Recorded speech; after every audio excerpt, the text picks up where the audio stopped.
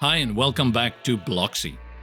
Today we're going to talk about the revamped customization options for a single post in the new Blocksy 1.8 update. Let's jump into the Blocksy customizer to check out the new options. The first thing you'll see are the post title options. In here, you'll have two design choices for the featured section of the post. Type 1 offers you a classic layout with a modern approach, while Type 2 offers you a beautiful, full bleed layout showcasing your featured image. Once you've decided on your page header options, it's time to choose the elements that you wish to appear. You can choose between breadcrumbs, showing you the path you've taken to get to the post title, a little excerpt from the post, or the post meta attributes, showing you information such as the author of the post, when it was published, and what category it is part of. After you've decided on which information to show to your reader, let's move on to the alignment options. You can align the elements inside the header on a horizontal and vertical basis. In my case, I'll choose to align them to the left and bottom respectively. We're ready to move on to the container settings. The first option we'll address is the container width. Here, you can choose the width of the information container. There are two simple options: default, which gives you a wider view, or narrow. Next up is the container background image. This option lets you select which picture should be featured inside the post's header. You can choose between showing the featured image set in the post's options, a custom picture that will show up on every post, or none at all. There's even a cool parallax effect that you can enable to make the page come alive for your readers. Please note, this is only available if you've chosen the Type 2 header container. The last option available is for the minimum height of the container. If you wish to have a covered type of view for your blog posts, here's where you'll adjust the size of the header. Let's move on to the post structure. Here the options are pretty simple to understand. You have 4 options to choose from. The first one gives you a narrow layout that lets you shrink the horizontal space taken by the content. The second one lets you extend your content to the limit of the site's width, limit with which you can set under General Layout. The third and fourth options let you display the sidebar on the left or on the right respectively. You can further customize the sidebar by adding or removing widgets from your WordPress dashboard. Content area style. The story here is a little bit interesting. You've got two sweet and simple options: wide or boxed. The wide setting will let you have blocks in your post that can go out of the normal post range. This is helpful if you wish to display a full width image or video in your post, or have a quote on the side that lets the text wrap around it while letting it breathe at the same time.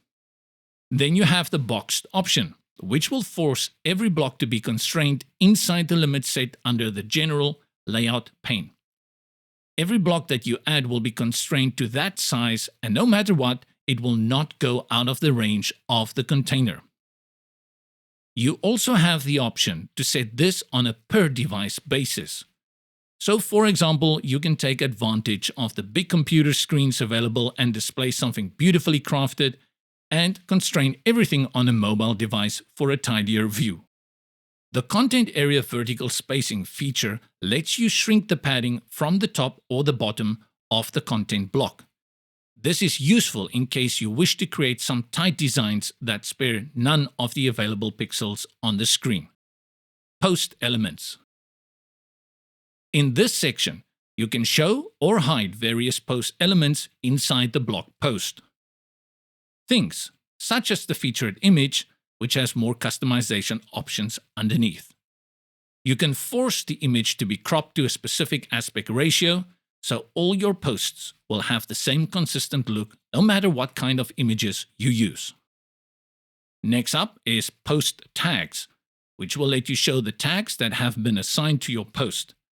Pretty self-explanatory here. Following the post tags is our revamped share box. The share box lets you easily distribute your post to any of the supported social networks available. Once we dive deeper into the customization options, we find out that we have two display choices for the share box: a spaced out, more minimalist view of the buttons, or a classic way of doing things, where the buttons are smaller and more compactly arranged. You also have the option to display the share box at the top of the post, or at the bottom, or both. We move on to the author box. This module lets you display a super cool box that will showcase the blog post's author's information. You can display things such as their social links, a short description about them, and even a cute picture. Finally, we have the post navigation options. The module lets you display the previous and the next post in the series. You have a few options here, such as displaying just the thumbnail of the post, or just the title, or both. We have arrived at the page elements section of the customizer. We have two elements that can be displayed here: the related posts and the post comments. The related posts module displays similar posts to the one you're viewing right now. Inside the module, we have customization options on how many rows and columns of posts should be displayed. You can filter these posts to be displayed related to the category or the tags of the current post. You can also choose to show or hide the featured image, or display post meta elements such as date published.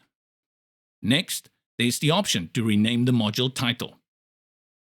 The placement option lets you decouple the module from the post's layout. You can choose to have it contained to the post's dimensions, or give it a full bleed edge-to-edge layout. The last option lets you choose on which devices the related post module should show up: desktop, tablets, or mobile phones. Last but not least, we have the comments module. This lets your visitors leave their thoughts on your blog post. The customization options here are simple. You can choose to have the module contained or separated from the post's layout, just like the related posts module. Now that we've cleared up on how the single post customizer options work, I would like to remind you that every setting that we've talked about can be manually overwritten for each post. If you go into the edit menu of the post, you'll have the same options that you can find here in the customizer available to change. Thank you, and see you in the next tutorial.